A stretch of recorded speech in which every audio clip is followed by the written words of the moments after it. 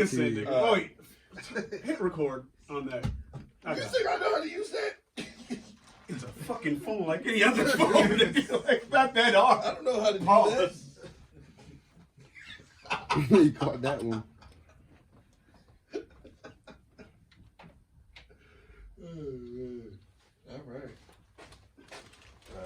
All right, bring us in. All right. You ready? Yeah. Hey, yo, John, we live? Countdown. 5, 4, 3, 2, 1.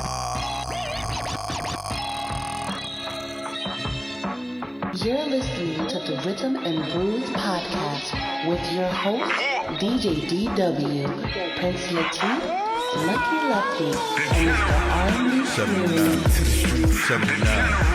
79, 79, 79, 79, 79, 79, 79. Listening to the Rhythm and Brewz podcast. Oh, man. Yeah. Welcome. We are the Rhythm and Brewz podcast. I am Lucky Lefty, and to my left, It's your boy, Mr. R&B Smooth, and to my left, I am the Podfather of Connecticut, Prince Latif, and over there on the ones and the twos. Your boy DJ D-Dub, what up? Turn what the you music down. sipping on? What you sipping on? Turn the music down cut the beat. for our special invited guest, the General. Yes. Tell him who you is one time. I go by the name of Joker is the General, Gangsta Vis, newly gangster politician as well. So, yeah. GP. We definitely gonna get into that though. Word. How was y'all nights, fellas? I was just chilling, Yeah, actually. I was I didn't have a, wild night like usual. Yeah. I was in the house. I was in Good Yeah, me Friday too. type shit. Yeah. Father night for me. I kicked it with my daughter. Okay. Yeah. Applaud that one. Definitely. Yeah, Father night for okay. me. Yeah, I was downtown for a little bit. It was a nice little vibe. I Out guess to everybody Boulevard, was out, for the Cat Williams joint or whatever. Yeah, that's right. I didn't You know what even I'm know till too late. I definitely Same. I found out on Thursday. Wow. I ain't find out till I seen niggas posting on Snapchat. Yeah, I was around people and they was like they about to be out to it. I was like, oh shoot, I ain't even know that. Right. So, somebody saw me in the mall earlier that day. It was like, yo, you going to Cat Williamson? I said, what? Ain't even know he was gonna be in the city. Yeah. Man. Yeah. But go ahead. No, I mean, you know what I'm saying? It was a nice little vibe or whatever. I played downtown for a little bit, then I went back home. I actually got out there pretty late because, I don't know, yesterday was a weird ass day. Like, started the new job and shit. So, Congratulations. I'm still in training and shit. I'm working from home. Oh, that's good. And they didn't have me do nothing all day. So I was like, got my hair done while I was working. I saw you on the social I saw medias. you You know on what I'm social saying? medias. And then I was just chilling, man. Like by 3:00, I was like, "Hey, are we meeting today?" He's like, "No, we're probably not." He said, "Actually, at 4, you could take off." I'm like, Bet. I've been sitting here watching TV and chilling. Went live with homie from Snowfall. Like it was cool. That's what's You know? up. Yeah, it was a nice little vibe, man. But Yeah, before we get to start talking about anything, I want to pour some out to a beautiful, talented young lady by the name of Adriana Miller. Went by the artist name of Jamie Gray. Recently took her own life. So, check on your friends. You know what I'm saying? There's a local RIP artist? to her. From Massachusetts, yeah. Oh, okay. I'm gonna look into that. And I know Denzel, we had another one to pour out for. Trinity? Yes. Trinity, Yes. the student from Bridgeport. Young lady. Also yeah, suicide, lady. was it? Yeah. Yeah, so pour some out. And I got another one that I don't know, how he passed, but I did work with him.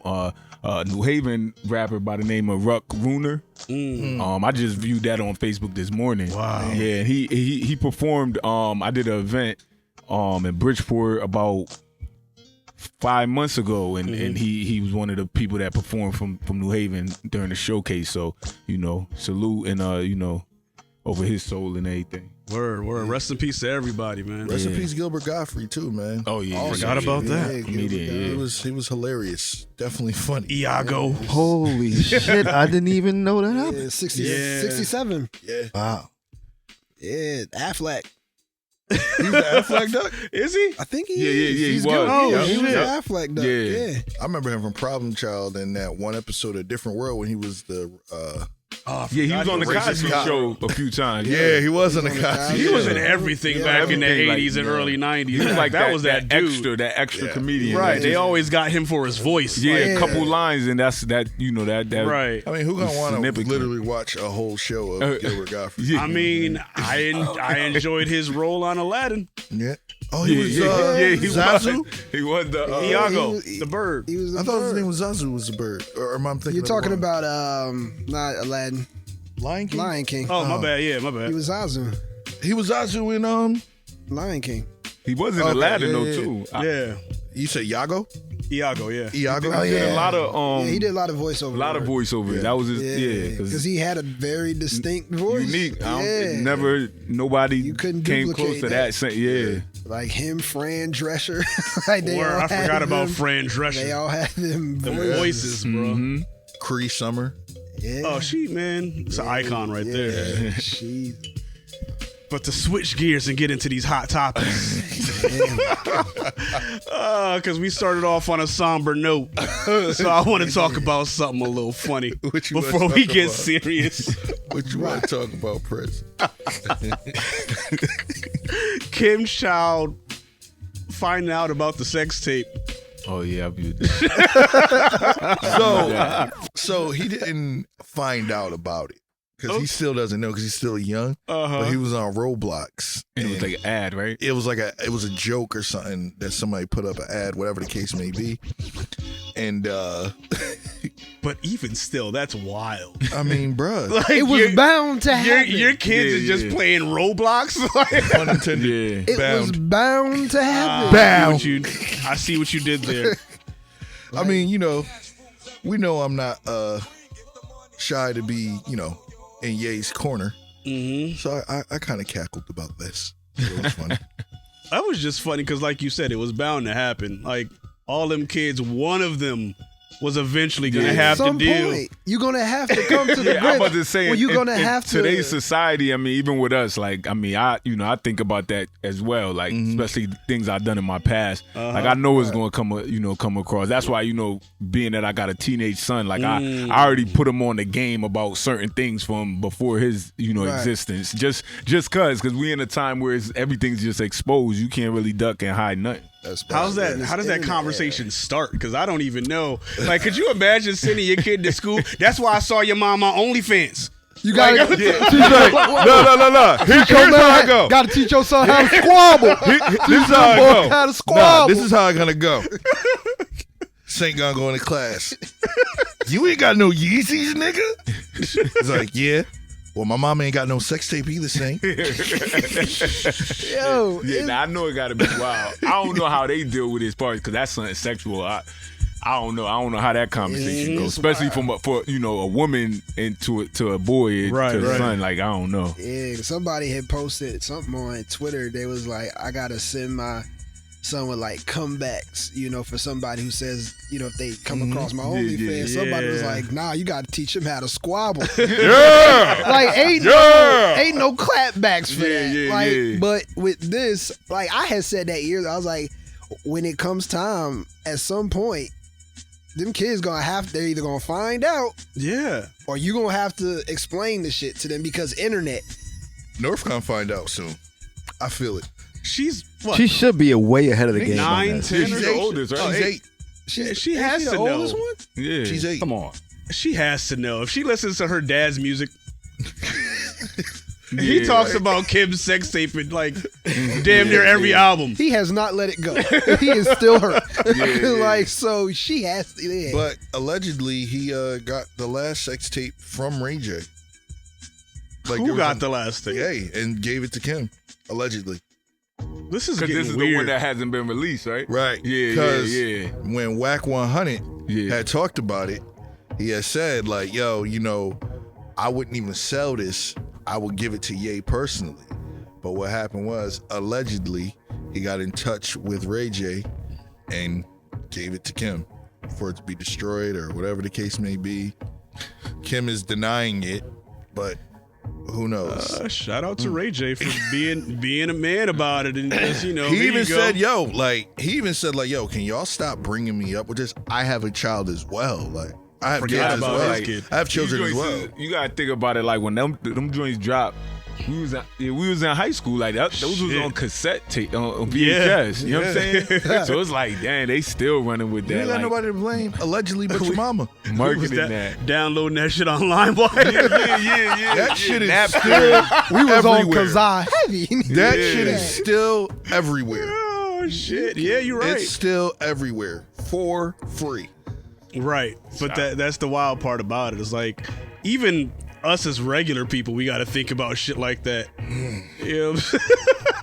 Yeah. Listen, man, I think about that. Your face, Man, he was like, shit. And I'm just like, I ain't got no kids, so okay, I ain't gotta have them embarrassed. Have us. Rest in peace. Nigga, we gotta be like, But back My then, grandma. it was just, you know, you stole that VHS, then it went everywhere. Like now we got Right. all Nah, we in types the of cloud, apps. bro. Yeah. We in the That's cloud. yeah. That's A what hacker can get, you know. that's what I'm saying. I'm like, definitely gonna get exposed. I remember. I'm definitely gonna get exposed. I remember. No question about it. I remember because there was a point in time, like there was a, I guess, event called the Fappening, when I they beg your pardon? I know. They- What was it? listen, What is that? listen. They had hacked the iClouds of like a bunch of different celebrities. Yeah. And took like all their nude photos and videos and Yeah. shit and just put them up on the internet. nigga, it's wild. Man. And I was just like, and they called it the Fappening.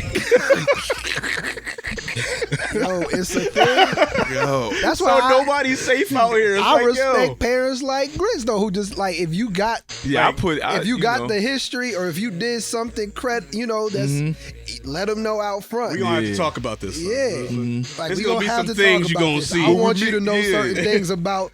Like my mom has told me, like my mom was never somebody who shielded me from anything. So she's like, yeah, I've done this, but not that it was gonna come out later Right, on. She's right, just right. like in case Yeah. down the line because it was something that only like family would know or maybe not know. But she was like, I just Yeah. want to let you know. Yeah. So I'd be like, all right, cool. And then it was like, but you gotta at some point, like with something like that, when you are a Kim Kardashian or any celebrity at Or that, just a public or just a public figure. figure, like you Yeah. gotta be prepared for that, and let's not act shocked when Right. it happens. Yeah. Like this, oh my god, like no, Because come the thing on, Kim. is, like, even like us as like podcasts, him as a politician, it's like we get on social media, say one thing that somebody don't like, they gonna They look gonna into run our with it, yeah. they gonna look into our business. Oh yeah, Yeah. they And they gonna look for shit to you know what I'm saying? They gonna backtrack to tweets to Yeah, yeah, 2011. That's why I don't tweet. Yeah, I nah, do. that's true. That's why I don't tweet. I tweet. That's why I don't say nothing. No. I look. I I mind deleted my an business. entire Twitter account and started over. That's because you kind of had to. We ain't gonna talk about that. It wasn't because you was out here Oh, reckless. you gonna have to as well. Nah. no, Yeah. no. Yeah. All right, Uncle Jerome. Yeah. You probably definitely are. won't. Them YTs, they gonna come back at your ass. Oh, you talking about the whites? Yeah, they gonna come worried back about at them. you. I mean, they Okay. gonna come at me if anybody. All right. Yeah, I'm about me to too. say. Me When too. they exactly when they I come don't know. back, My, and you my trying to claim get that fame Disney money. is using off of I'm White that's shit. what I got known for is being somebody who blunt and outspoken. Right, So right. It don't bother me, especially even with political stuff like Yeah. running and like I never was like, oh my god, they gonna say I posted something in Yeah. 2012. Like that's what got the people attracted to me is how Right. open I was. So But the reason people respect you is because you say shit and you don't back down or you stand on that stand shit. yeah. Like people just be out there saying shit and be like, And "Damn, apology. my bad." Yeah, like now that I'm caught. I didn't I'm mean very that. ashamed I'm of- ashamed. like, I misspoke. Nah, listen, white people, like I've used whites like YT, and I've had white people like I'd be come like, in and be Dwights. like, "Wait, YouTube?" I'm like, Yeah, right. So that's why I'm like, I don't give a fuck what the shit. I'm not worried about what the fuck I tweeted. Because I'm like, half the time, Yeah. like most people don't even know what the fuck I'm talking I ain't about, worried about or it goes tweets, over I ain't shit. worried- I'm worried about How many arguments I've had with white people I'm about worried the shit about that I text post? messages. My mom's name is Angela Davis. My mom I'm get worried more about heat on Twitter. videos. That's things I'm Yeah. worried Nah, about. I ain't 'Cause got I'm telling none you of right that now. Go ahead and expose me. You ain't getting a dime out of me. I'm sorry. I ain't got no video. I ain't ashamed. My mom has been in Facebook jail more than I have for Nigga, shit that I've said. Nigga, her name is Angela Davis. Precisely. Already on the list. I don't give a fuck what I say. I swear, me and my brother, I thought we was the first people to go in Facebook jail. Like we was the first ones like that I noticed. Like, yo, what's going on? Like, you know what I mean? But She hit me up. She's like, I'm in Facebook jail. I was like, Ma, your name is Angela Davis, and all you be talking about is the GOP. They are Word. looking at you They're like watching they're you. waiting. Does she still get pulled aside at TSA every time? It's every now and then. She hasn't been flying because COVID. She's been very home about that and very like precautious. But when she would fly, every now and then she would get pulled to the side because her name is Angela Davis, Right. And that would pop up, and they would think that she is the Angela Davis. Right. They've mistaken her on Twitter for the Angela Davis for shit she's been saying. And they're like, yo, Is Angela Davis still alive? yeah. Yeah. She was they did a lot of Zoom She still work with tours her and does a lot of- because they was talking to her like when the protests like around Right. that time George Floyd and everything. George Floyd, like they was doing a lot of Zoom little panels with her and stuff like that, so she around. So let's circle back around. Grits. How does Yeah. that conversation start with your son? About like, hey son, like it's gonna be some shit. Like it's gonna come up. I don't know with me, man. I since he was like 5 years old, he's been coming. Even right now he resting because he tweaked his ankle, but he would be here. Okay. Anytime I did speeches, whether it was Yale, North Community College, libraries, different things like that I had to share my story, my life, he would be there from like 5 years old. So without directly speaking to him, telling him, he would hear the stories. And then from that, I know he probably would question question who he knows, and then be like, well, I don't know of this guy that's speaking. So I would tell him like, I went through this before you was born, and me and his mother the same way. Like we both had a troubled past, so we don't keep it away from him. Right. You know what I'm saying? We let him know our struggle and our transition, right? So he could avoid that. You know what I mean?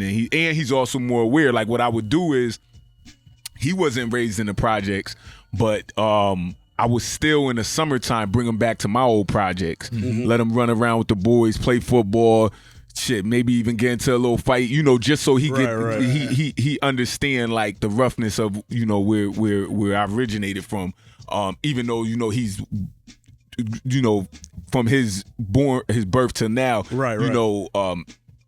quote unquote had it more easier than I did. You know what I'm saying? Right. Just give him a little, little taste of what I had to go through, and so he appreciate where I stand at now, and that whatever he need or want is nothing. He knows Pop's gonna get that. That is important though, because like everybody says, like I don't want my kids to go through the things that I had to go through, so I'm gonna give them better opportunities and things of that nature. And then you raise a kid that don't know how to survive after they leave the house, right? Yeah, because you've done everything for the kid. I want him to. I mean, we looked at a video, and thank Allah for Facebook, because it was a Facebook memory from like maybe 5 years ago. I don't know where we was at, but I was videotaping him outside in like a parking lot, and we was talking about cars in the parking lot, and then he said he wants to work, and when he gets his first check, he going buy me something, because I've been buying him so much. So I always tease him now, like, yeah, I can't. Now he's 14, about to be 15. We always speak on that, and it's just though I have my own business, with my clothing line and even with music, with royalties and different things, that income that would come in probably for the rest of my life. he knows like he gotta like work too. Even if he takes on as the company owner, him or my daughter, he doesn't take you for granted. Yeah, not that he just going to lay back and just reap the benefits because Pops is who he is and he's wealthy or whatever. So he wants to work and whether it's handiwork that I do, like he's since the age of 4 or 5 when he's able to function mobily. He's been there, like sitting there watching. You know what I'm saying? And yeah, it's definitely good because we speaking on Kim K and children like that. I'm not, no disrespect to them. I don't know how they're raising their kids, but I'm pretty sure that they're billionaires. So it's like the child really don't have to work. You know what I'm saying? They really, I even look at Michael Jordan and I didn't know till recent research and seeing how much one of his son, daughter, he has a daughter son, that, really? That's the son that's like deep into the Jordan brand, like that's taking care. Yeah. So is his daughter, So I want that for my child too. To take over what I established, but not to just be thinking they could just lay on a beach and the money just gonna come in. Honestly, that's kind of what it was for them because it's like in the beginning, right? Yeah, because their kids were terrible in ball. Yeah, I know, right? Mike wasn't working with I them. watched one of them in college. Marcus or Jeffrey. Yeah. And then one of them lost the sponsorship for Adidas for the entire school. Ooh, how did that happen? Because he would not wear Adidas. He would wear Jordans. Okay, yeah. Okay, terrible I mean, anyway. it makes sense. Yeah. No, it don't. But I view that. No, I'm saying if my father's Michael Jordan and you're making me wear Adidas, I'm probably going to go with the Jordans. Yeah, Yeah, I'm I'd going to go probably with be loyal Jordans. to that too, because I am too, but listen, man, like, this is my school. Yeah. Like, you know what I mean? Like, I think it kind of like was a controversy to the point where he couldn't go there no more. Whatever. You made your choice. Yeah. I mean, Well, somebody of his type, like, I mean, they're gonna be well off. Like, I know we probably wouldn't have made that decision. Like, we would have put on the Adidas. Yeah. But I know he was thinking like whatever. Yeah, I mean, like, and that's why it's like respected when you see LeBron and his kids, cause like his kids are disgusting when it comes to ball. Yeah. Bronny, I wouldn't be surprised if LeBron's playing with Bronny. Yeah, that's why he's staying in the. That's why he's staying in the league. That's why he said he's saying? going to stay. He wants just to play at least one season with his son. And Bryce is what, 13? He's already dunking. Yeah, I didn't know that. Yo, like these kids is like Shaq's son. Nasty. He comes back next year. LSU. He comes back next year because from the heart surgery. No wonder I ain't hear his name. Dwayne Wade's son. His younger son in G League. Yeah, he in the G League or whatever. And Wade got ownership of the Kings. So I thought it was No, it was the Jazz. The Jazz. I didn't know that. Yeah, he do. Yeah. And that's why I think that he skipped the college and went to the G League because he figured he do semi good there. His dad, they going to just pick him up. I view that happening. But you right. So, but let's switch gears a little bit. On to the next topic real quick. Real quick, I got another quick little topic. Did y'all see that the alleged ASAP Rocky in the breakup? Yeah. But it was a rumor. I know. Yeah. I knew it was. That's why I didn't post figured nothing. It was too. I figured it was too. I don't try to dig. You can't fumble that bag. It's hard to ignore them topics on Facebook because every post is that. But I mean, man, I don't really get into the celebrity gossips when it comes to like the relationships and stuff like that because the people I've view make the posts in the past couple of days, I'm looking at them, whether it's a man or a woman, like, well, your significant other cheating on you, they doing all that. You ain't up here gossiping about that. You ain't telling us what we probably already done viewed last night in the club. But you want to say, what's her name, fumbled the bag because he cheated on Rihanna. But it was just some random dude that was bored and posted about it, and that shit just took off. Somebody said it was like ain't no way some like unknown account just tweeted this and everybody believed it. Like, that's crazy. I mean, even TMZ now done been like off on certain topics, so it's hard to believe anything. You know what I'm saying? But them websites or vlogs is more, those one we'll pay attention to, but the one like the guy that it's like he just it'd be just random and then people run with it, yo. Yeah. You know what needs to be paid attention to though? The irony of what Druski had posted. Right. Go ahead. Druski the DJ? No, The comedian. Comedian Druski Too Funny. Yeah. The big dude. Yeah, he be doing a lot of... What he?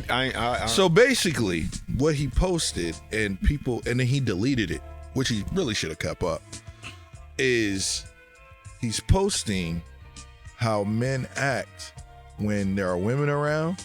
In and like they're a house party. At type like a of house setting. party, and they're just trying to get them drunk.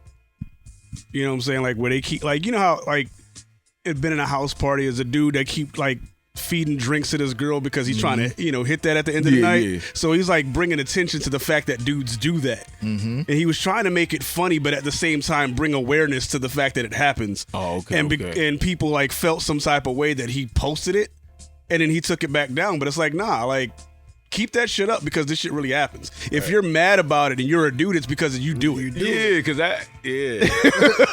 And the sad thing is, a lot of women aren't even realizing that's what it is. Right. Because I have dated women in the past where they're big on like, oh, nah, you a bitch if you ain't taking this shot. Oh, nah, you need to take this shot because that's what was fed to them. Mm-hmm. You know what I'm saying? So it's like, nah, this is crazy. And seeing it, you're like, yo, this is really how dudes really be. Nah, facts. Yo, let's go take this shot. Yo, no, we're gonna take this shot right now. Oh, you a bitch, you ain't trying to take this shot, take this shot. Yeah, 100%. Your shoe ain't tied, take the shot. I've been in these events, you know what I'm saying? I've been to these house parties and I'm like, fam, just relax. Yeah. You know what I'm saying? If she wants to, she will. Like, you know what I'm saying? Like, but I've also been in the same house parties where like, you know, I'll say to a homegirl, like, yo, your friend kind of cute. And the girl will be like, just get her drunk. Like, what the fuck? What? Wait, a like, girl has said that to you? A woman has said that to me. Like, yeah, just get her drunk. Wow. I'm like, you just serving up your I'm friend not a like that? drinker like what kind that, of friend so- are you? I mean, you sound surprised. We've all seen Superbad. Nah, but Like Superbad was essentially that's a movie. But to see But I'm it in just real saying, life, like I get it to see it in real life, but I don't art know. I don't know about imitates- this stuff. Art imitates life. I'm not a drinker like that, so I don't be like, I don't know. That's wild. and that's another thing. I was like, I don't even like to do that when I'm drinking. Yeah. I'm be real with it. What? Like, I don't like to fuck when I'm drinking. I'm gonna be. This is a grown ass podcast. I like to fuck when I'm drinking. I'll put it this way. I'm gonna tell you one reason. I'm gonna tell you the reason why. Okay. I was at a house party one time. Right. You know, woke up the next morning on my boy's fucking living yeah, room you floor told me with a about chick this. that I didn't even know. You know what I'm saying? So I was like, yeah, no more. Not doing this again. Because I was, Yeah. you know what I'm saying? It's like, I don't even know what happened the night before, but now, you know what I'm saying? Now we got to go get checked and shit. I don't. So yeah, Head down to urgent I'm care. not a big fan of being like drunk because at that point I just want to go to sleep. You know what I'm saying? But I'm not big on even the girl being drunk. Consent, brother. Yeah, I'm not That's big. what was Like I'm at a bar. I'm not gonna say the person's name who I was with, but I'm at a bar, and this girl, she's like completely intoxicated, very pretty, whatever, and she's kind of giving me like some Rhythm. play or whatever, you know, rhythm, pun intended. And I'm just like, "Are you okay?" Because I could tell she's like kind of like slobby, swaying, whatever, and I know she's not from here. And she's like, "Can you put my phone in my purse?" And I'm like, yeah, I got you. And I put the phone in the purse or whatever. And then the dude that I'm next to, he's like, yo, did you see how she looked at you? She looked at you with them, I want to fuck you eyes. I'm like, the fuck are you talking nigga, about, she dude? is shit-faced drunk. First of all, nigga, Like, who- I'm good. back up. Word. Like, Right. Where did you come from? Like, I don't even understand why you would, I do not, if you're drunk, I'm not approaching you Yeah, that's how not I supposed am. to. Like, that ain't even a turn on. Like, at all. You also reminded me of another situation. What other situation? Also, when I lived in Atlanta, Oh, I was at a swingers party, didn't know it was a swingers party. So I'm just out there, I'm having a conversation with this young lady, and you know, she's just tossing the drinks back. So at this point, because it's like in a condo complex, so she's like getting like, she's wobbly drunk. So I'm like, yo, let me just walk you back to the house, just make sure you all right. She's, don't worry, baby, I'm gonna fuck you. And I was like, what? Beg pardon? Right? I was like, that's not even what was in my mind. I was really just trying to make sure you're okay. Right. But, bruh, I don't like to do this type of shit. Like, it's a matter of consent. Nah, right. And I see why this dude is the friend zone guy all the time. Cause like, dog, you are like super thirsty, yo. Like, yo, I'm like, bro, like, Relax. First off, make sure she's okay. I used to go buy a girl a drink, have a nice night, and go about my business. I still do that. Like, it's not even like, you know what I'm saying? Like, and oh my God, how cheap people are, yo. Like, so cheap. If you ain't got it, you ain't got it. If you ain't got it, you ain't got it. But if you also buying bunches of shots and then think giving a tip of $2 or something. Nah, man. Listen. I've seen it. If you can't afford the tip, just stay home. But anyway. Oh man, that's a whole nother conversation. I ain't even gonna. All right, now we're here. Like, we gonna get to the reason why we're here today. Right. We gonna talk about the general right now. Yeah. All right, brother. Yes. Let's start off with talking about the music. All right. How'd you get into music in the first place? Because I think. Well, first, where you from? Originally, South Norwalk, Connecticut. Project by the name of Washington Village, aka D Block. Okay. Yeah, I was born there. I moved to Bridgeport in '99 after I graduated from the 8th grade. Okay. And as far as speaking on the music, I started the music. I would say it had to been 8 or 9 years old. Like my older brother, LP. I view his name pop up on the check-in too. Mm-hmm. He was rapping, and one of my older cousins was rapping as well. And people in the projects was too, my older heads, and I fell in love with it from my brother putting me on to hip hop because I am Jamaican, so I grew up in a home of reggae music, but my brother put me on to the hip hop. I fell in love with it. He was recording. I actually they used to record in the basement of my aunt's house. Mm-hmm. So me being younger, they always kicked me out of the studio. Never let me do nothing. My but brothers as soon used as to do that too. yeah, soon as they got, maybe they gonna go to the block and chill or whatever, hang with some shorties or whatever, I would sneak in my aunt's basement and record myself. Oh shit! Me and my homie Lil Bacon, Grits and Bacon. Yeah, that's the whole story. Yeah. Okay. Yeah, that's my best friend. Salute him. But so we used to record ourselves. They'll get mad, hear it, whatever, junk it, whatever, and then eventually one of my brother homies, Froggy, like he seen that we was really giving effort and the potential, so he would like sneak us in there and record little freestyles, and he was like for him, he was like, yo, y'all nice. Then we'll go to the projects and start freestyling and everything, just in the open in front of everybody. And they was like, yo, like these dudes is, you know what I'm saying? They nice, old school style. But still, nobody really was taking us serious because at that time I knew how to rhyme. Mm-hmm. But this is like 11, 12 years old now. I didn't even live that much life to have a topic. So we used to rap about food, joking, like just dissing people, or made up stuff. And that's and I'll never forget, like my brother was rap about you. Like at 11, right. 12, I don't got a car. I'm talking about cars and stuff and different stuff. So and then from there I just start rapping about like school, like teachers I'm mad at or whatever. Like it's funny, I kind of started off as like a diss rapper. Like that was my thing. Everybody knew like I would just go through something and talk about it. So if it's something in school, if it's a kid that we just had a fight with or whatever, so that started my music.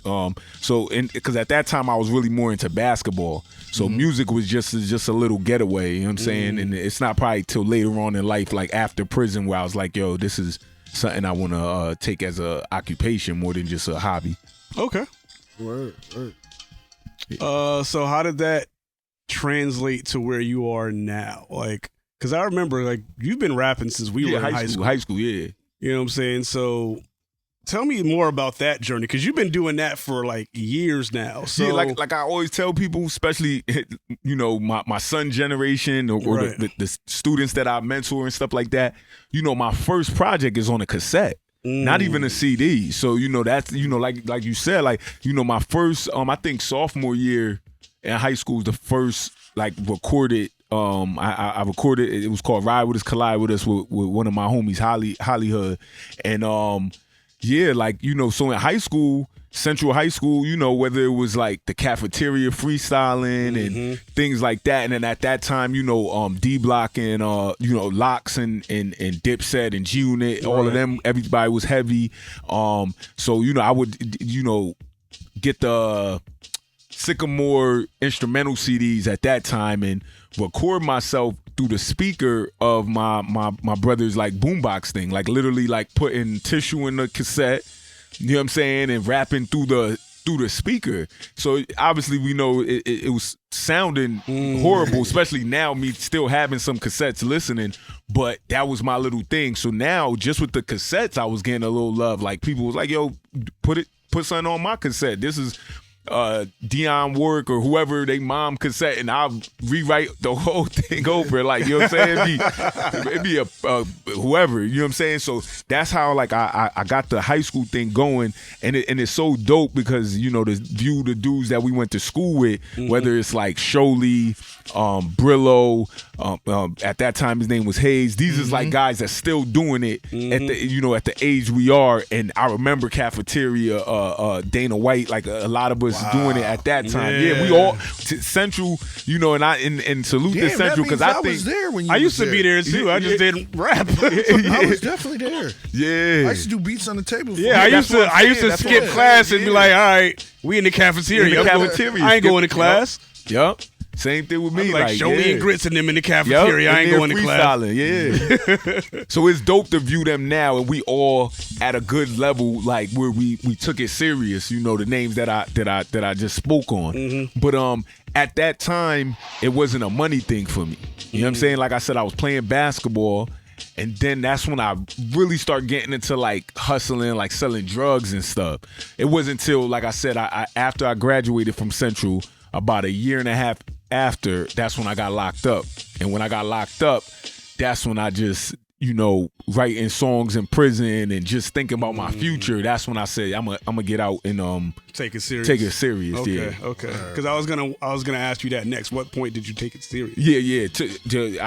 When people, like I said, I could date back to 10 years old with music, but I say 2008 when I got out of prison, April 22nd, which is days away, because I never forget the day I got out. Which make it 14 years I've been out of prison. That's when I took it serious. I took it real serious. After that point, and then also April 13th that we just passed. My homie Grade A, it's his birthday. Which that's why I got the A right here. He passed away. I got him on my hand as well. He did music too. He died June 13th, 2008. So I missed his birthday. I came home the 22nd. Yeah, I only viewed him for about 2 months, and we was getting his music stuff started around that time until he, his unfortunate death. He got killed. So this journey's been part of his dream too. So I'm trying to fulfill it, even with the clothing, because he was one of the guys that back then, even in high school and middle school, he would cut up shirts and stitch them up. And you remember the jeans, he'd put a flag in his jeans and his Air Force Ones and stuff like that. So that's what, his being that it was his dream. And at that time, that critical time of me coming home and thinking negative violence because he had got killed, I took it upon myself to do something more positive. And I promised his mom, who I just was with even yesterday, she came to Trinity thing, she shows up at all the vigils, try to help other mothers that children die, because my homie Grade A died at 20. You know what I'm saying? So I promised her that instead of my vengeance be going to kill or go at these dudes that responsible for his son's death, was that I would just go through with his dream. And I just turned it up ever since then. Best revenge is to be successful. Yeah. Right. Yep. The one common thing we like to talk about on here when we have independent artists such as yourself what is it like to actually, put the project out all by yourself and then have to promote that after the fact? Like, what do you go through with that? With me, if you guys know me or research me, I believe in I'll bet money against any artist in Connecticut that I've been the most consistent for the last 14 years. I've dropped a project or two, and when I say a project, because especially back then, you have 18 songs. So every year you getting 18 to more songs. Like, I've been consistent with that for the last 14 years. Every year, I'm not taking no. I think the last couple months, just because of this political stance I'm in, I kind of lay back with the music a little bit. But the process for me, is I've always been like a genius with the marketing. So soon as I got a date that I want to release something, in the past, not so more now because I took on a different role in life. I used to like market where people would say I'm the city's 50 Cent. So I would market whether it was through maybe throwing a shot at another rapper, local rapper, you know what I'm saying? I do have a history of like having diss records and not even just rappers, you know. I mean, if y'all know, I made a whole song at the mayor of Bridgeport. I remember that went viral, went on Channel 12. So I know how to market as soon as I know my date dropping. So it's either that, it's either that or I just pick significant dates. I've dropped on I have a mixtape that was called Love and Hip Hop Connecticut, and I dropped that on my daughter's birth date, her when she was born. That's when I released it. So it correlated with her because the whole mixtape was about basically a diary for her about me if I should pass before she's born. So every song is me speaking on my past, like I said, how I deal with my son and stuff. Right. So, and even now it's still good. No matter if I pass away at 70 years old, they could go back. They could go back. And if you know anything about my music, I'm real in depth with my life. Like, no disrespect to other artists, whether it's Jadakiss or whoever, when you hear these guys, they got the bars, they got the witty, catchy stuff about the world. But to me, and I'm just using Jadakiss as an example because I listen to him, I really still don't know his life. What he went through. You know what I'm saying? Like Fabulous, a certain of them, they got them bars that we like, oh shoot. But when it come to, we could just use a podcast great right now, like Joe Budden's. When I listen to him, I know about his life. You know what I'm saying? Right. Yeah. So certain artists is like that, where we know about their development. So that's how my music is. So when you listen to something today, like how he started off with my General Speaks too, and then you go listen to the high school stuff, or the 2008 stuff, it's a whole different. It's a whole different you. Yeah. Because and I tell the youth that now with my activism. The things they doing is nothing new with the dissing the other side or whatever, because once again in the state, and this is documented. When it come to that, I'm one of the originators even of that with the dissing stuff, because it was a whole investigation when I was making songs back then, because things was really happening. Like I would speak on maybe a shootout I was involved with and kind of throw it in a song, and it became a big thing where we could Google right now and you're just gonna see Joe Grits this 2003, 2002. You know what I'm saying? So you didn't feel like that was like telling on yourself? Yeah, no, on myself. Yeah, definitely. But hip hop music, at the end of the day, for most artists, it is like you're telling on yourself, because we speaking on our life. Now the catches. And I know, just for being a local artist in Bridgeport, 80% of these rappers is lying. Feel like they're men. Yeah. Now with me, that's why I had to be more witty as an adult now to say something, because when I was saying it at 18, it was 100% true. So, and the streets knew that. So once again, nobody went to jail for anything, but I would probably speak on something and niggas would be like, damn, that like this, he making it hot.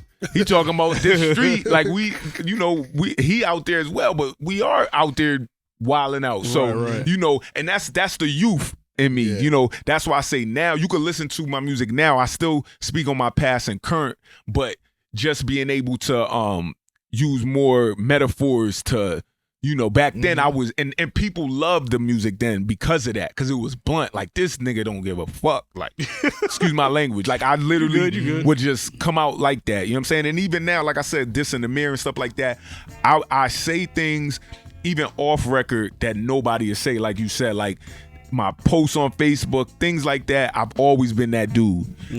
Everything everybody in this room probably thinks, and then be like, You would just say it. I'm gonna mind my business. Right. I just say it. I've been opinionated. If you could ask me one, not worse, but I'm outspoken. My big mouth has done blessings for me, and it also has, buried me and blackballed me in so much with the music, politics, activism, friendships, relationships, everything.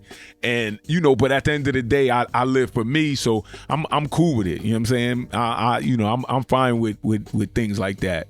Other than my daughter. My daughter that's my pride and joy. She's only 4, but she would probably be the only one in the future or now that could probably make me change. Like, I post stuff, and you know how even you guys probably went through it where you post something and then your aunt call you like, take that down, or your girl call you, take that down, or you you shouldn't. What was that about? And then depending on who it is or whatever, you might take. I don't take nothing down. Yeah. And I'm talking about the wildest stuff, like where people like, well, now we got to kill you. You know what I'm saying? Yeah. I've stood tall and took in whatever comes with whatever that comes out my mouth. Like I said, now, like I said, my daughter would be probably the only one day that could be like Pops, like, you know what I'm saying? Relax. But other than that, no woman, my parent, my mom, like we was talking about blocks and all, my mom blocks me, deletes me every 3 years. You know what I'm saying? So, you know what I'm saying? So, it's me. But at the same time, that's why a lot of people love me. That's why a lot of people fuck respect with you. me for that. Yeah. Right. Yeah. So I'm gonna go back a little further before you get. Yeah, go ahead. So, like, were you around for like the barbershop battles and all that? Was you ever in any of them? I was there. I think I went to jail from 2004 to 2008. Damn. Yeah. When I came home and I think right when I came home, I started seeing like Come Up DVD and Cocaine City, French Montana, and then I was even seeing the local joints with Catch 22 and the older heads from me that was spitting in the city. So I missed that, you know what I'm saying? Because I used to catch all of them, and I'm like, and then we tried to kind of spark it again, but it just ain't hold through like the time period. So I missed that. I definitely missed that time period. Yeah. Damn, 2004, 2008. Yeah, that's the time.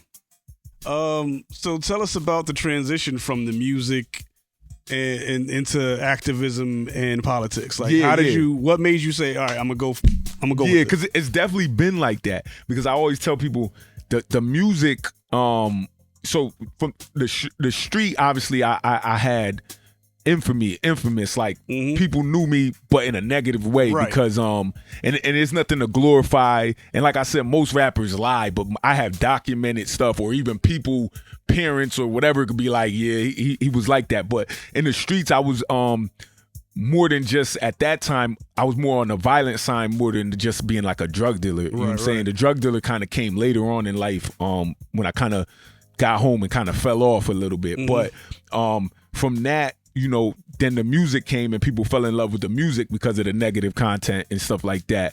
So when I got out of prison in 2008, from studying in prison, I studied Stokely Carmichael, Malcolm X, Farrakhan, that's a big teacher of mine, Tupac, another teacher of mine. And I call them teachers because I study these people like how they made us study George Washington for no reason or something. You know what I'm saying? Like, I really study these people. And that's where I kind of got the activism in me, because I seen, and also from my peers and my elders, that when I was in the negative life, I was able to say, yo, come on, we about to go shoot somebody. Mm-hmm. I was able to do that like nothing. You know, that was the general didn't come from music. It came from the streets. From the street. I was able to lead a group of people to do certain things that wasn't too right. So when I got out, I basically said, people said I still got that voice. You know, y'all can hear my voice. I projected good. Like like even when I go speak. Yesterday I spoke. I don't need no mic. You know what I'm saying? Everybody hears me, and so I just basically wanted to flip it to the positives, and I start giving back and start noticing what the teachers that I just spoke on, what they did, and wanted to bring it back to Bridgeport. You know what I'm saying? I seen the struggle, I seen the suffering, I seen what destruction I brought to the city in 2003 and 2004, and the beefs and stuff going on with kids that probably don't even know who they're originally beefing for or what, and I just start giving back from that, and from that, like I said, 2008 to maybe, I'm not sure what year, but the year that Jason Negron, the Hispanic, got shot by the cops, that's where I wanted to go from just being that street activist to like, now I wanted to get in the police station, get in the city halls, get in the school system. Like I really wanted to make a change on a bigger platform. So I'm glad you said that, because this is what I want to ask you. Yeah. Because I never really got to ask you. I think it was told me, but I want to hear it from you. Yeah. Because that was actually the first time I actually met you. I think I met you in Central years ago. But yeah. That's when I actually first met you and I spoke with you. And I'm like, okay, cool. You was telling me your story a little bit. And then y'all went to the police station. Yeah. What happened and how did you end up getting maced? All right, so we was at McCleavey Green at the Green. Right, we was there. And a few of my sisters of the struggle, that's why I call them, Bobby Brown and a few other ladies, they wanted to basically do like which I hate, like the non-violent protest, and which was cool with the speeches that was going on, but they want that, like, I like action, like the kumbaya, we've been doing that for decades. You know what I'm saying? So after they did their little speeches or whatever like that, a few of us was like, yo, like, why are we at McCleavey Green doing this amongst each other? Like, I'm speaking to you. I'm like, why am I protesting to us? Right. We need to let them preach it to the choir. Yeah. We need to let them hear us and view our anger, and they need to talk to us. So originally it was to talk, but things just never goes the way it's planned in Bridgeport. But so we me.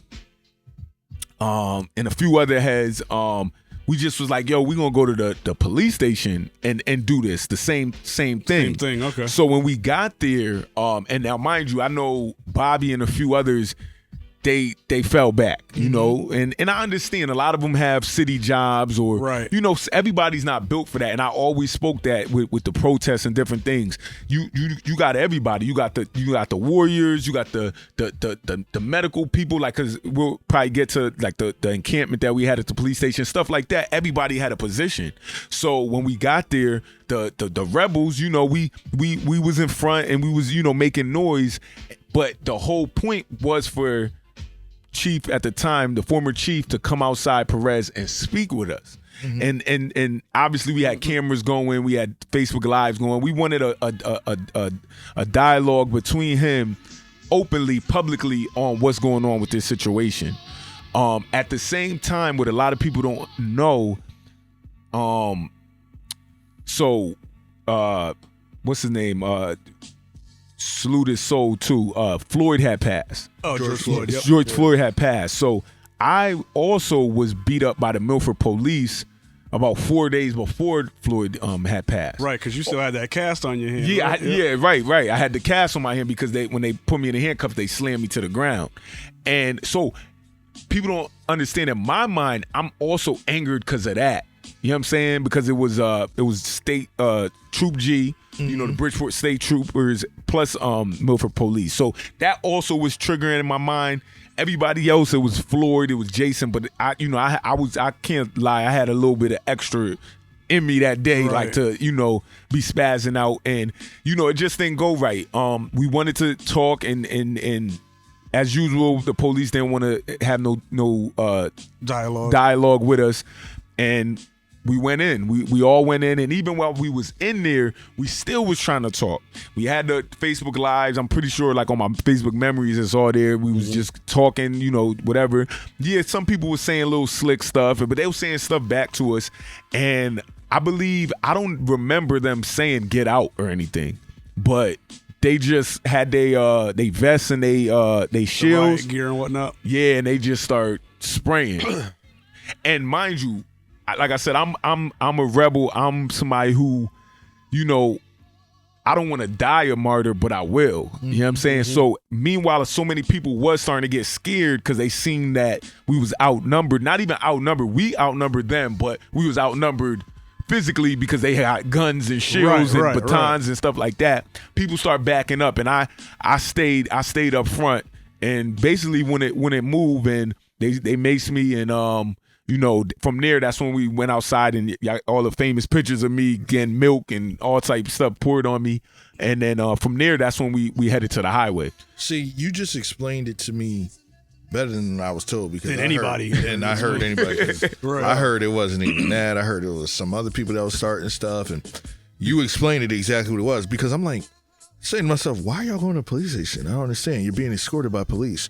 But I didn't know y'all was going to talk to Yeah, see, that is never mentioned. Yeah. And we were there at McLeavy Green that day, and I remember it was like when it was like, we going to McLeavy Green. I was like, to the police station. I was like, for what? That's what I'm like, all right, well, I was like, all right, I'm gonna see y'all later, because we had a podcast. Yeah, we had to go record the podcast. We had to go record the podcast. So we was like, all right, we out. It's always, obviously, I always been a leader, and once again, people follow. So I know the main people was like, all right, this dude Grits. Even so many people I met that day that I still keep in contact with now, because they was like, yo, the way you organized that was good, because other people, like you said, was saying different things. We ain't know what was going on, and they was doing what y'all like. All right, we out.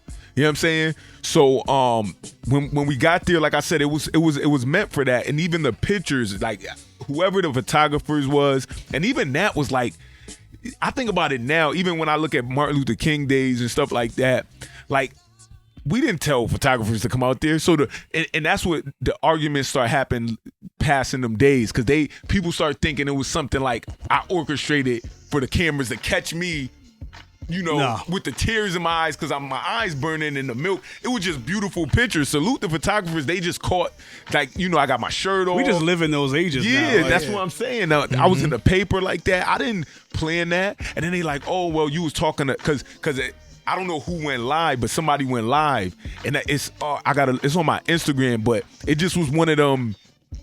The stuff I was saying, it was one of them moments like that Malcolm X speech or something, because my eyes is burning. I can't see who I'm talking to, but they're recording me on Facebook Live, and I'm explaining. All we wanted to do was talk, and whatever, and I take the mace, and it was just a good speech, yo, and it just went viral or whatever, and people made it seem like I said, "Wait, put me on live right now." And get, you know what I'm saying? Like it wasn't that moment, but like you said, we in that time where you carry your camera around, so people just was catching stuff, and it was just that. Though it was a wild moment, it was a beautiful moment, because I seen the unity, because that was the famous picture. Was one of the guys helping me was a Crip. And I'm a Blood. I originated as a Blood from high school. I've been when I was a gang, I was a gang banger. I still say I'm a gang member. Just I don't bang no more. And he was one of the people like wiping my face, and you see in the video in the pictures him with the blue flag. And at the time, I'm telling everybody, thank you, whatever. It's not until my eyes got well, and then me and him spoke, and he was like, yo, I'm this and that, and it was just dope. The unity right there was like dope, because so many people around was probably from other quote unquote op sides of towns and different things like that. Even my homie Byron, who's a Crip as well. From that day, me and him led on and kept going, and that's where we came up with the Gangsta Biz. You know what I'm saying? Like, so many people I connected off of that, especially the highway. You know what I'm saying? And even till this day, I run into people and don't know them, and they be like, "Yo, we was on the highway with you." So what was up with the highway thing? Because I didn't understand that either. So with the highway, and I speak on that as well. So about a year, I don't know what year the guy down south, I forgot his name, Alton Sterling, I think, he died trying to sell his CDs. Was that him that tried to? I don't think that was him. No, Alton Sterling was the loose cigarettes. Okay, who? Oh, okay, that was in New York. Who was you met down south? Somebody died trying to sell their CDs in front of a store. Oh, I forgot his name. It's been so long. But I was in Atlanta when that happened, so I was doing music out there. But when that popped off, T.I., Killer Mike, few rappers, and a lot of other activists from Atlanta took over the highway. It is all Sterling. I'm sorry. Okay, good. So so they took over the highway, and I joined. Like, it's a picture of me. I remember that. Yeah, it's a picture of me. Like, it's T.I. looking up. We on the highway. You see all the state troopers, and I even went to I after that them 2 days. Like, I marched with them all over Atlanta, bunch of people. And that was probably 2 years before, or maybe even 3 years before, the highway takeover in Bridgeport. But that gave me the idea to see how they shut it down. Yeah, that was 2016. 2016. Okay, so from that, when the whole thing took place at the Bridgeport Police Department, I was like, yo, if we take over the highway and we cut the roads off, that's going to set a statement throughout the whole state. And that's what it did, because we make people pay attention. We took over the highway, and then before that week was over, Waterbury did it, Hartford did it, East Haven did it, and I was going to all the rest of them too. You know what I'm saying? Like, I helped lead those ones as well. But yeah, that was that. We wanted to make a statement, and that was a big way. Like, we was able to make headlines. We upset a few people, but one thing I want to clarify for those who's listening, and I clarified it on Facebook and things like that.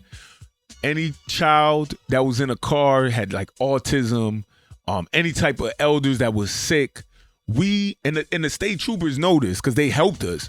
We cleared to let them off that highway. Because I know a lot of people was like, they were stuck in traffic, and they was for a lot of people was. But any car, we went to cars and everybody's all right. Anybody had anxiety, stuff like that, we would clear them off the highway. Like, so if you and salute some of the state troopers that helped us. Like, we was directing traffic to get them off. Nobody talks about that. Like, everybody just makes it. They never will. Because it's like, yo, how the hell do you just shut down the highway? Like, that's just crazy. Like, there has to be some type of police involvement. Once again, no, they didn't help us shut the highway down. I'm saying when we was already on the highway, then it was helping us turn cars off. I shut the highway, and even we even had a debate because two young women was. It was a debate that who shut the highway down, and we was able to prove it because somebody took a picture. They was in traffic over there by they took a picture, and you see way down the street, you see everybody marching, but you see me, the first one by the highway joint with my shirt off, and I'm running up the ramp. Like, it's a dope, it's so many dope pictures from that day that I printed them out, and like, I want to show my grandkids and my great grandkids this. Like, it was a definitely an epic, like a once in a lifetime moment the way we was like. And yeah, so I got on the highway, few people followed. Then, people start bringing their bikes, their cars. They're doing donuts. That the kids got a basketball hoop. They playing. Yeah, I'm like, yo, I didn't even see that part. Yeah. They was. And see, that's another thing I wanted to say too. And I learned that through Malcolm X as well. So people was like, oh, look at this. It's reckless now. They're playing basketball. They're doing donut. The guys got the motorcycles and the dirt bikes going. One thing, it was I'm just going to estimate, say 50, 100 people that walked with me. Within an hour, maybe almost 500 people was on the highway, but those people just would see me on Facebook. Right, because it was on live. So people would see it on live, and we out there. We out there. Yeah. Yeah. So some people, I got no control if you just pop up and no control over who shows up. Yeah, and then the thing at the end of the day, the basketball court thing, though. Yeah, the basketball hoop. That's crazy. Yeah, and it was there was like people had baby carriages. Babies was on the highway. Jen was talking about that on the last episode. Yeah, like I didn't have no control of that. You know, I spoke to certain people, but at the same time, I thought about it after. Like, at the end of the day, I definitely wanted to show the power in the people. So even though some was playing around, it still showed that we just took over. That's our highway for that time period. Yeah, we took over that highway, and we could. And even when I was talking to the state trooper, I was like, we could do this again tomorrow. Like we could keep on doing this. You know what I'm saying? Like we'll show you. Just the letting power. you know. That's I did it once. I do it again. That's how you know, like how I looked at it. Like we could keep on doing this, and summertime, you know, weather's nice. Yeah, because the weather was nice. It was a nice day. You know, we was even people was like calling pizza, calling food, you know, bringing food up there. It was wild. Like Uber Eats. Like, yo, I'm on B-way. It was wild, man. Y'all even bringing it up. It gives me flashbacks because it definitely. Even I remember my mom, like, it's funny, my mom was at work, and anytime she hears anything like that, social injustice, she be like, I know Joe's out there. Your mom ever call you like, boy, what the hell you doing? She's seen it on the news and said, I know he's involved with it. And then she said she seen me with my shirt off running around, and like me looking at I'm telling you the pictures, Joe, it's pictures where you'll see like the reporter and maybe a cop, and you see me like pointing at him, and you just see like all my quote unquote my goons or soldiers behind me like this. Like it was a dope experience, and it definitely some people also would say, oh, it didn't do anything and this and that, and it actually did. Now that you're saying that to me, it did, because you brought people together. Yeah, definitely. You brought our people together. It showed and that's our people our together. problem. We can't stick together for shit. nothing. We look that's the only time we get together and stay together on some shit is when somebody dies or something happens. Yeah, for a couple minutes, and then we're back on the same bullshit. Exactly. You know what I'm saying? So it's like the only time we're ever together is when that happens, and it's for like a couple weeks, and then that dies down. Or if we're trying to pit down our downfalls. Yeah. You know what I'm saying? That's when everybody wanted to be like, oh yeah, well, but this that is that. That built a lot of relationships, me and other people, and people amongst each other, and then it led to that encampment at the police station, and that definitely did something because it changed the law. It changed laws. It awoke what the corruption that Bridgeport got going on with the police and the government. So things like that. And I always tell people, educate yourself. And then that led to my political behalf is like, educate yourself, because everything don't just turn around. Whatever Martin Luther King felt like the dream was, or Malcolm X said, it took some years after them guys died for certain things to start shaking up. But they put the stamp. And I know I could say I was a part of putting a stamp to even now what's going on with Bridgeport, where certain things is like they know they can't mess up. You know what I'm saying? They show up, and when they view me, period, at certain things, like they know, okay, if it don't go right, watch this dude. He's gonna say something. Yeah. No, for real. He's gonna say something, and it's gonna get people to, you know what I'm saying, to be on point. So what is now going on with the whole politician race, and where do you see this going?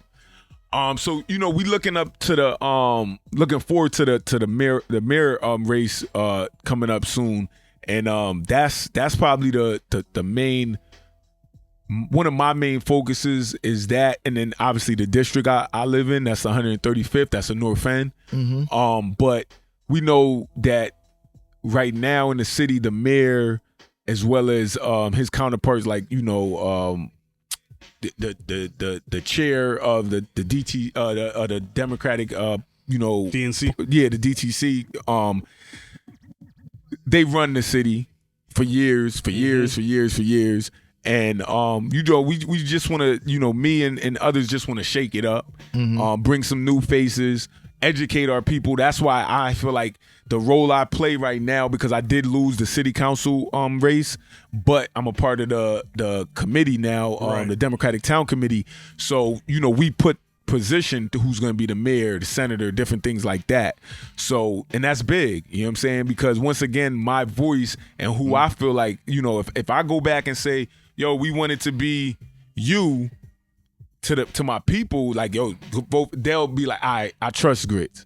You know what I'm saying? Like, I'm a back whatever he's saying. So that's why my position is big. And plus, I'm able to voice and say something that most of the community can't. You know what I'm saying? And most of us, even before I voted, most people just go and vote, Democrat.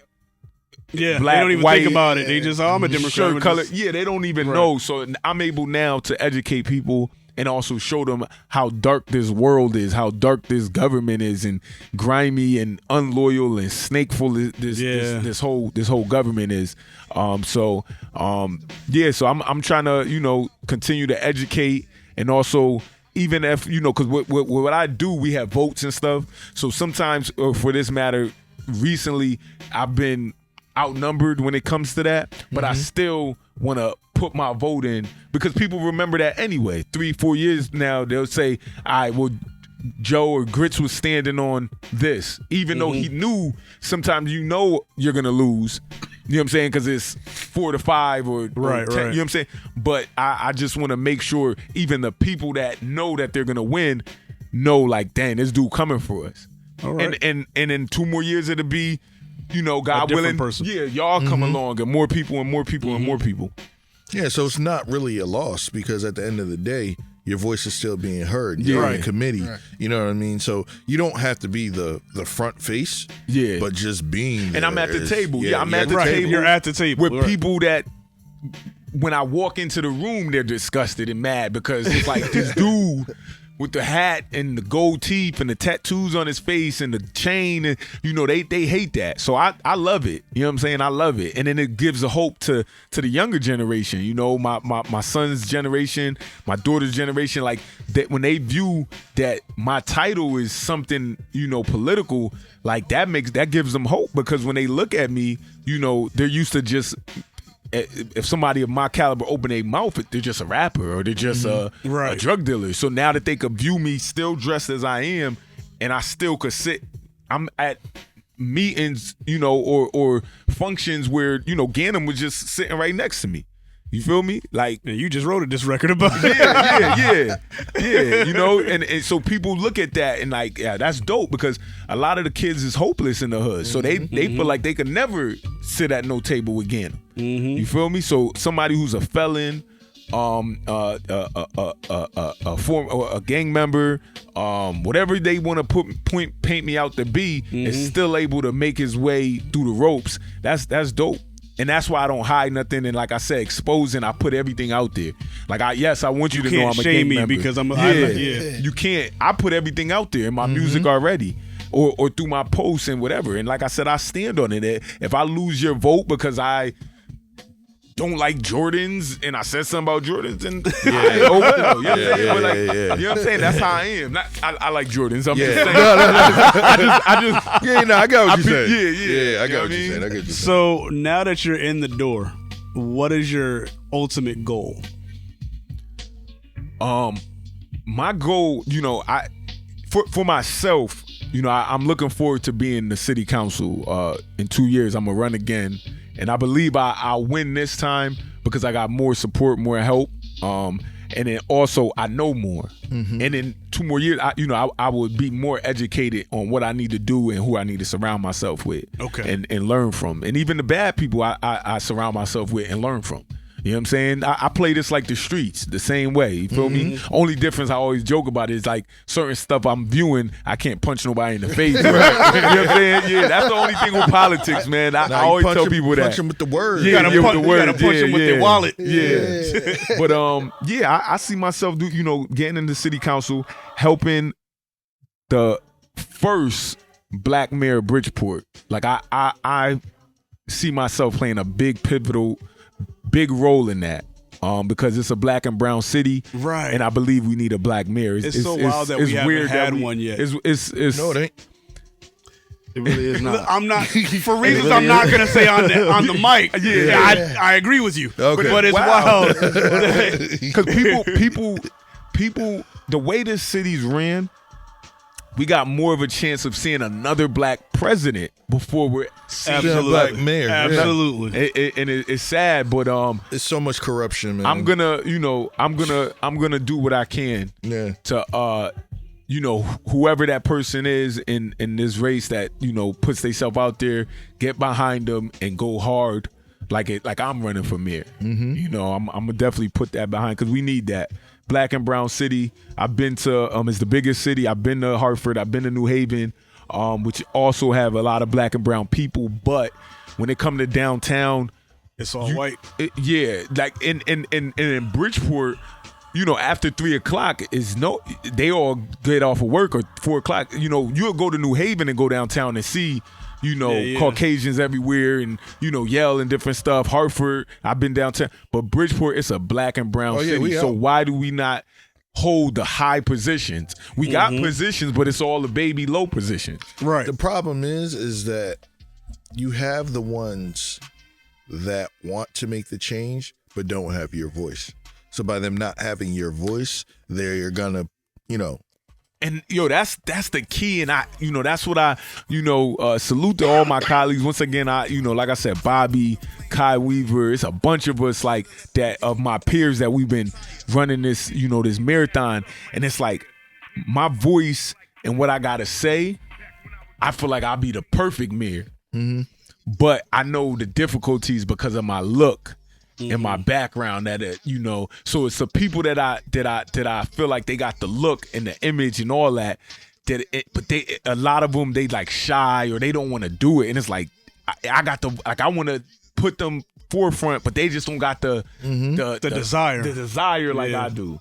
And maybe in the future I will. If I could get the funds and do it the right way, sure, I'll run for mayor. I know it'd be far fetched now, but yeah. Okay. Yeah. Anything else? I'm happy with this interview as it's been. Yeah. All right. So close us out there, brother. Well, man, what we got coming up, fellas? What don't we got coming up? Okay. I got. Well, let me say this since we on a podcast, people listening. Wednesday. Y'all talk. Let me grab my phone. Go for it. All right. So what we got? April 21st. We got Rhythm and Brewz experience. We got artist showcase. We got the Ellen Naj coming through. Come on, some special guests. Some special guests. Are we naming the special? We ain't gonna say come. Just come. Just come out. Okay. I was about to see. I didn't. That's why I asked because I was about to say names. I didn't want to get a Jordan thrown at me. Come see if you want to know who the special guests are. A word. Actually, and we because we heard y'all want more of us at these Rhythm and Brewz experiences. Y'all want the actual Rhythm and Brewz of the experience. I mean, what I'm saying? Right. You know what I'm saying? So yes. So we came up with a new game for y'all, to get y'all involved in the show. We got a little R&B trivia game coined by our brother over here, Mr. R&B Smooth, called Intellects No. Put your pinky up. Yeah, so when you win the trivia at the event, you get a little prize. They actually had me working at the meeting, y'all. Yeah, because he's usually like this. I'm usually listening and be like, all right, this is what happened. Let's talk about it. Now they actually got me thinking of trivia questions and shit. So I had to dig into my memory bank of knowledge of R&B trivia. So we gonna have some stuff. And we gonna keep it coming too. Y'all. Okay, you got me on that one. Yeah. And then on the 29th, the Kuumba Kickback is back once again because we are back in season. It's nice out. Yeah. You know what I'm saying? We outside. And we heard y'all was asking. We heard y'all was asking. We heard y'all was asking. And the numbers are going down with the COVID. Yeah. We got some we got some vendor for food, right? We do. Shar, I can't think of her business name right now. Yeah, I forgot. I'm sorry. I'm sorry, Shar, but Shar's Eats or something like that. Yeah, she's doing she does catering and cooking, but she has very good food. So come the menu has dropped. We've posted the menu on Facebook. look. Come with your the wallets. lounge, Oh, so send me that, definitely 'cause I come didn't with get the that. lounge. Okay, yeah, I'll resend that to you. But yeah, definitely come with your wallet. She's definitely got some salmon is on the menu, sides, mac and cheese, cornbread, collard greens, if I'm not mistaken, cabbage. It's about to be a night. It's going, yeah. Oh. So And- if you're high, you got your food. And our homegirl Corinne Bernard is coming to do a live Yes. painting. Truth. That's not what I was gonna say. No, I talked about it. I talked to her about it last weekend. Yeah, no. You told us that. Yeah. But yeah, so Corinne, she's dope. One more thing I want to say to y'all. It is a BYOB event. We are not, I repeat, we are not selling at the door. You cannot pay for your ticket at the door. It is only on Eventbrite only. I am Don't letting show you know up this with now, money? because I will tell you straight up to your face. Did you get a ticket? No. I do apologize. We cannot let you in. Word. Char's Delights Cater. Char's Delights. That's what it is. Thank you. So, Exclusive. yes, check our link tree. Go on our Facebook. You'll see the event. Buy your ticket. It's $20. I know you got it. So, listen. You know what I mean? And don't give us that I don't know how to work event, bro. Word. I think it's 2020. Exactly. And then every second Saturday, we got D-Dub over there. The Boom Bap Session. The Boom Bap Boys. Second Oh, yeah. Saturday Soul. He doesn't talk much, so I guess I'll talk for him. And Nah, I wasn't Bridgeport- ready for it. You know what I mean? I could talk about it. Nothing but deep soul house music. You know what I'm saying? Like boom bap, Yeah. old school hip hop. You know, And pizza. Maybe one day I'm R&B gonna rock one is of dope. those sets, D. yo, you need to. You should have been did that, bro. man. I'm about to. You know what? I'm about to invest in a controller. I have Oh, yeah. to. I already promised one to somebody else, so I can't even help you. Okay. Well, listen. We'll figure it out. Yep. I just want to say, so Wednesday, I'm gonna be a part of a panel at the Stanford Ferguson Library, Max Day Gun Violence and Mental Health panel discussion. That's Wednesday. Yeah. So if anybody around Stanford Library, the auditorium at 6 p.m. And then Friday, Heroes basketball game, bringing awareness to mental health and gun violence. Friday what? Friday what? The 22nd. Oh, gotcha. At 6 p.m. at Stanford High School. Celebrity basketball game. It will be some special celebrity guests. They haven't posted yet, but I know one of them lives in the area, and they say he's like the greatest of all time when it comes to rapping. So, I think I know who that is. yeah, Yeah, same. so you know, We saw. but Yeah. yeah. So I'll be playing in that game. Okay. Yeah.